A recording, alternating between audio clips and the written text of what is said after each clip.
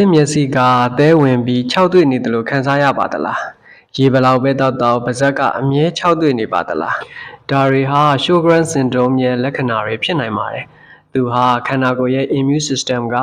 မျက်ရည်နဲ့တတွေးထုတ်ပေးတဲ့ glands တွေကိုပြန်လည်မှားယွင်းတိုက်ခိုက်တဲ့ autoimmune disease တစ်မျိုးဖြစ်ပါတယ်အဖြစ်များတဲ့လက္ခဏာတွေကတော့ dry eyes မျက်စိခြောက်ခြင်း dry mouth ပါးစပ်ခြောက်ခြင်းအလွန်အမင်း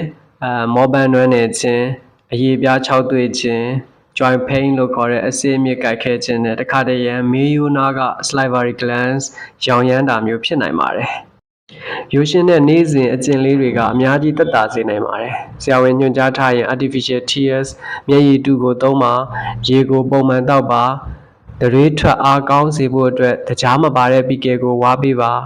ခြောက်သွေ့မှုကိုပိုဆိုးစေနိုင်တဲ့စစ်လက်တောက်ခြင်းနဲ့အရက်အလွန်ကျွံတောက်ခြင်းကိုရှောင်ကျဉ်ပါဖလိုရိုက်ပါဝင်တဲ့သွားတိုက်ဆေးနဲ့သွားတိုက်ပေးခြင်းဖြင့်တင်သွားတွေကိုကာကွယ်ပါသွားဆရာဝန်စီပုံမှန်သွားပြပြီးတင်မှာ Sjogren's syndrome ရှိနေကြောင်းဆရာဝန်ကိုကြိုတင်ပြောပြပါအကယ်၍တင်ယောဂလက္ခဏာတွေမသက်သာလာရင်ဒါမှမဟုတ်အဆင်းမြစ်တွေစက်တိုက်ကိုက်ခဲလာရင်